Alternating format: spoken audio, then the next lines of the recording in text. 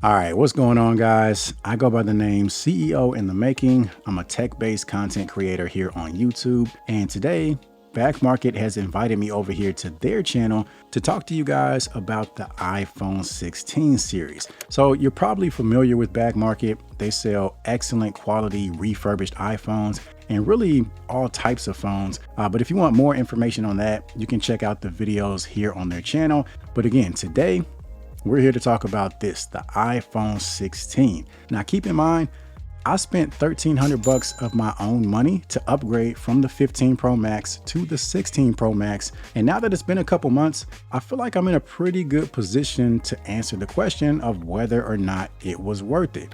And as a content creator, I have a very unique experience. Obviously, I create content and videos centered around tech and products just like this. So on one hand, it is worth it because I kind of have to invest in these types of things to do exactly what it is that I do, to be able to make videos exactly like this.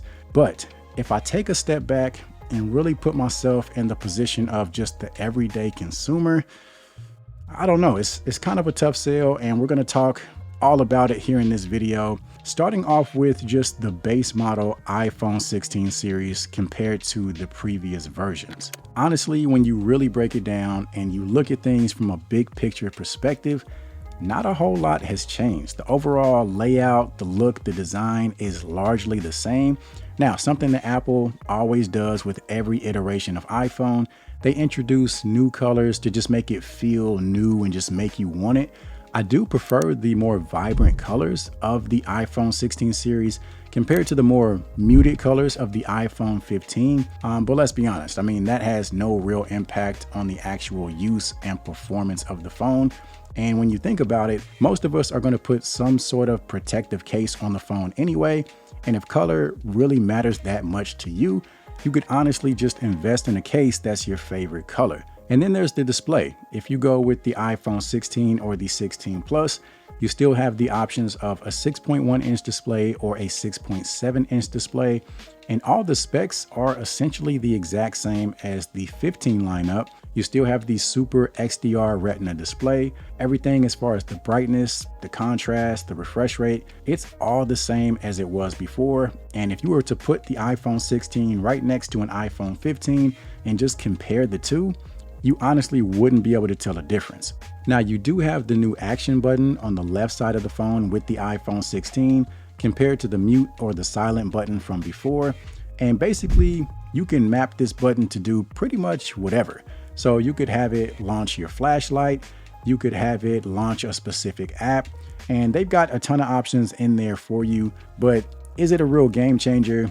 Honestly, not really. It's basically just a glorified shortcut button. Now let's move over to the camera configuration. As you can see with the 16 series, this time around they went with a vertical orientation. So you have the two cameras kind of stacked on top of each other compared to the diagonal pattern from before. Now, aside from that, the overall camera performance is largely the same. You have the same 48 megapixel sensor for the main camera, which is the camera that you're going to use the majority of the time. Now, as far as the ultra wide camera, there are some changes there. You now have autofocus and you have a macro mode if you want some up close detailed shots. But you got to ask yourself, how often are you really going to be taking macro shots on a daily basis?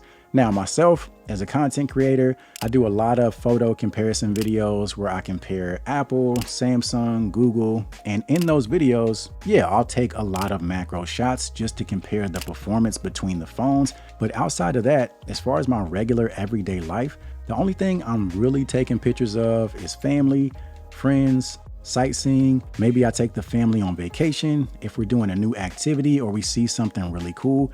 That's honestly about it. I'm not really going up close to flowers and leaves and getting super detailed up close shots. So again, that's something you need to consider if you're thinking about upgrading to the latest and greatest iPhone. Now, as far as performance, again, talking about the base model iPhones, you do have the new A18 chip compared to the A16 chip from before. And there is some slight improvement there, but the only reason I would say you need to upgrade to that A18 chip is if you're an incredibly hardcore gamer. Apparently with the A16, there were certain game titles that were a little too much to run, But now the A18 is powerful enough that it can basically run any competitive game out there. But to be honest, I didn't even realize this until I did some research for this video, because I'm not a hardcore mobile gamer. And I'm gonna go out on a limb and say that the everyday average consumer isn't a hardcore gamer either. So the slight bump in terms of performance with the new chipset doesn't apply to most people. Now, a couple other changes are the new camera control button and Apple Intelligence. And we're going to talk more about those two things as we switch gears and talk about the new iPhone 16 Pro series. So one of the big things that they're really pushing is the fact that you're getting larger displays. So with the 16 Pro, you're getting 6.3 inches instead of 6.1. And with the 16 Pro Max, you're getting 6.9 inches instead of 6.7. And they're able to do that because of the smaller bezels around the perimeter of the display. Now for me, with the 16 Pro Max, I don't feel like it's as big of a deal. I mean, 6.7 inches is already big enough, especially for the average person. And if you really want a larger display, in that case, you're probably better off with an iPad or just a MacBook. Now, aside from the difference in the size of the display, everything else seems to be about the same. I mean, the brightness, the ProMotion display, it feels just as fluid as it did before, and there's nothing that really jumps out as a gotta have it feature. Now let's go ahead and get into the new camera control button. There was definitely a lot of hype surrounding this button and how it was going to give you that true, authentic photo taking experience, because it's designed to mimic an actual shutter control like you would have on a mirrorless or a DSLR camera. Now, since I've had the phone, of course, I played around with it. I've experimented with it basically the first few days that I had the phone. But since then, I've just gone back to the on-screen camera controls because they feel a lot more intuitive. The button itself is a little finicky. It definitely takes some getting used to. And not only can you take photos and videos with it, you can also cycle through some of the different photo effects. For example, if you're using portrait mode, you can actually use the button to change the background depth. But again, it's kind of finicky. It takes a little while to figure out exactly how to use it. So I've just defaulted to using the on-screen controls because, like I said, they're just a lot easier and quicker to use. There's also the new built-in photo styles, which are basically filters that you can customize and adjust. If this is something that's really important to you, I'm sure there's a number of photo editing apps that can achieve the same results. And then there's the audio mix feature. Basically, this is a way for you to clean up audio of any video that you take. They've got different filters and you can change the filter strength. For example, you can eliminate background noise and really isolate your voice. But if you're really trying to capture professional audio, personally, I would just invest in a wireless microphone system like the Rode Wireless Go or maybe the DJI microphone systems, rather than relying on the iPhone to save and improve your audio. Another feature that they're promoting as far as the cameras is the fact that you can take spatial videos and photos to use with the Apple Vision Pro. But let's be honest, how many of us actually own the Apple Vision Pro?